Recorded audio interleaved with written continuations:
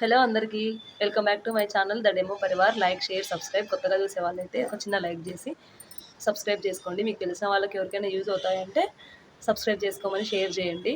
ఇంకా మీ సపోర్ట్ కావాలి నాకు. 6th, 7th సైన్స్ అయితే కంప్లీట్ అయిపోయిందండి. ఇచ్చాను. ఏమైనా డౌట్స్ ఉంటే కామెంట్ చేయమని కూడా చెప్పాను.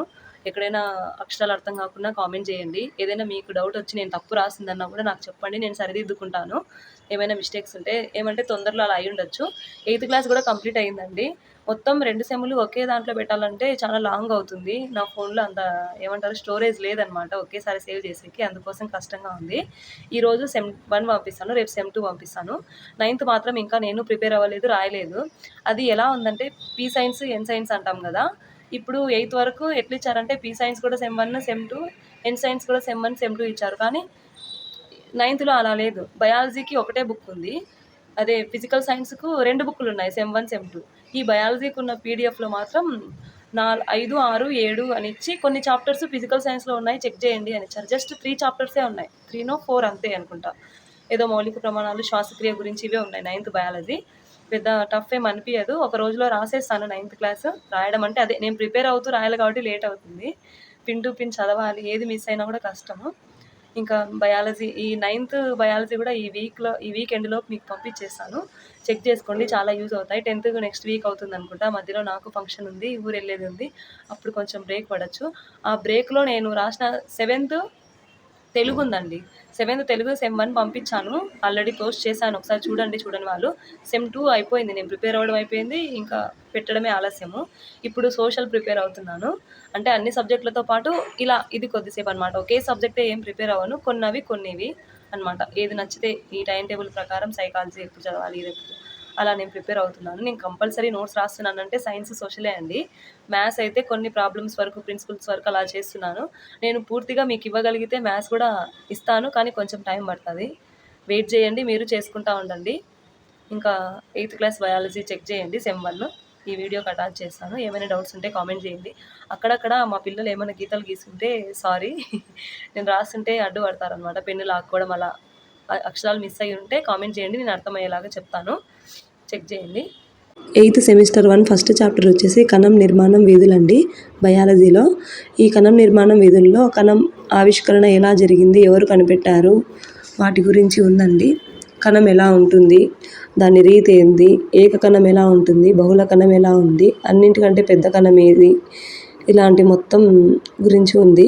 మీరు గమనించారో లేదో అండి, 6th నుంచి 7th, 8th, 9th, 10th ఏ చాప్టర్ తీసుకున్నా ముందు మనం చిన్న క్లాసులో చదివిన దానికి కంటిన్యూటీగానే ఉందండి. ఎవరు ఏదో ఇది కొత్తది అని మాత్రం అనుకోవద్దండి. కొత్తగా ఉన్నది ఏది మనకు రాదు. రిలేటెడ్ మ్యాటర్ మాత్రమే చదవాలి మనము. 8th వరకు మొత్తం చదవాలి. 8th తర్వాత 9th, 10thలో 8thలో ఉన్న ఏ చాప్టర్స్ అయితే ఉన్నాయో ఆ చాప్టర్స్ కంటిన్యూగా మ్యాటర్ ఏదైతే ఉందో అదే చదవాలి మనం 9th, 10th. అంతకు మించి ఎక్కువ క్రిటికాలిటీ మనకు అవసరం లేదు. ఒకసారి అది ఆలోచించుకోండి అందరూ. ఇంత ఎలాబరేట్గా 10th వరకు మనం అన్నీ చదవాలా అనేది అయితే లేదు. 8th వరకు టోటల్ చదవాలి స్కూల్ టెక్స్ట్ బుక్స్. 8thలో ఏదైతే మ్యాటర్ ఉందో టాపిక్, ఆ టాపిక్కి సంబంధించి ఏదైనా ఎక్స్ట్రాగా 9th, 10thలో రిలేటెడ్ మ్యాటర్ ఉంటేనే చదవాలి. అది కూడా నేను ఇస్తాను మీకు క్లారిటీగా. సెకండ్ చాప్టర్ వచ్చేసి సూక్ష్మజీవులు, స్నేహితులు, శత్రువులు. ఫస్ట్ చాప్టర్లో బాగా అబ్జర్వ్ చేయండి. వృక్షకణం, జంతుకణం బొమ్మ వేసి మరీ ఇచ్చాను. వాటి డిఫరెన్స్ కంపల్సరీ ఉండాలంటే అదే గుర్తుంచుకోండి, ఎగ్జామ్కి వస్తుందని నేను అనుకుంటున్నాను. ఈ సూక్ష్మజీవుల్లో మనకి హెల్ప్ చేసే సూక్ష్మజీవులు ఏవి, మనకి శత్రువులుగా ఉండే సూక్ష్మజీవులు ఏవి, రోగాల్ని కలుగజేసే, అంటువ్యాధుల్ని కలుగజేసే సూక్ష్మజీవులు ఏవి, వీటి గురించి మొత్తం అన్నమాట మ్యాటరు. వ్యాధులు. ఈ బయాలజీ ఎలా ఉంటుందంటే ఇప్పుడు ఏ లైన్ తీసుకున్నా ఇది ఎగ్జామ్ పాయింట్ ఆఫ్ వ్యూలో మనకి బిట్ రావచ్చేమో అనే ఆలోచన వచ్చే ఇంత విధంగా ఉంటుందన్నమాట. అందుకోసమే కొంచెం లేట్ అయినా కూడా నేను నిదానంగా మీకు పిన్ టు పిన్ ఇస్తున్నాను. మళ్ళీ మీరు టెక్స్ట్ బుక్ తీసి చదివే పని లేదు. ఈమె ఊరికే రాసి ఇలా పెడుతుంది అని అనుకోకండి. ఇలా స్క్రోల్ చేసి కొంచెం పాస్ చేసేసి మీరు చదివేయచ్చు ఈజీగా అని నేను అనుకుంటున్నాను. ఒకవేళ మీరు దీన్ని రాసుకోవాలంటే ఆపేసి ప్లే బటన్ ఆపేసి రాసుకోండి, చాలా ఈజీ అవుతుంది. కొన్ని సూక్ష్మజీవులు మనకు మిత్రులుగా ఉంటాయి అన్నారు కదా, వాటి వల్ల యూజ్ ఏంటో, ఎలా యూజ్ అవుతాయి, మనకు కెమికల్గా కావచ్చు, మనం తినే ఆహార పదార్థాల్లో ఎలా యూజ్ చేసుకుంటామని ఉంది. థర్డ్ చాప్టర్ పంట ఉత్పత్తులు యాజమాన్య పద్ధతులు. మనం పంట మొదలుపెట్టినప్పటి నుంచి ఎన్ని రకాల పంటలు వేసుకుంటాము, ఏ కాలంలో వేసే పంటని ఏమంటారు, ఖరీఫ్ రబీ అనే 2 రకాల పంటలు ఉన్నాయి కదా. భూమి దున్నినప్పటి నుంచి పంట చేతికి వచ్చేంత వరకు ఎన్ని పద్ధతులు ఉంటాయి, అదే దశలు. ఆ దశలు ముందు వెనక అడిగి ఆప్షన్స్లో అడగొచ్చని నేను రాశాను చూడండి. మనము సాగు చేయడానికి కానీ, విత్తనాలు నాటడానికి కానీ, కలుపు తీయడానికి కానీ ఎలాంటి పరికరాలు ఉపయోగిస్తాము, ఎలాంటి ఎరువులు వాడతాము, సేంద్రియ ఎరువుల, రసాయన ఎరువుల, సేంద్రియ ఎరువుల వల్ల ఉపయోగం ఏమి, అవి ఎలా తయారవుతాయి, రసాయనిక ఎరువుల వల్ల మనకు నష్టాలు ఏంటి, వీటి గురించి మొత్తం ఉంది.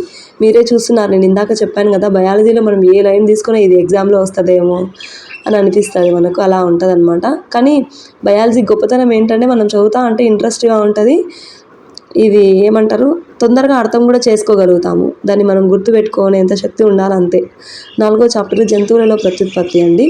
లైంగిక ప్రత్యుత్పత్తి, అలైంగిక ప్రత్యుత్పత్తి 2 విధాల్లో స్త్రీ ప్రత్యుత్పత్తి అవయవాలు, పురుష ప్రత్యుత్పత్తి అవయవాల గురించి ఉంది, బ్రీఫ్గానే ఉంది.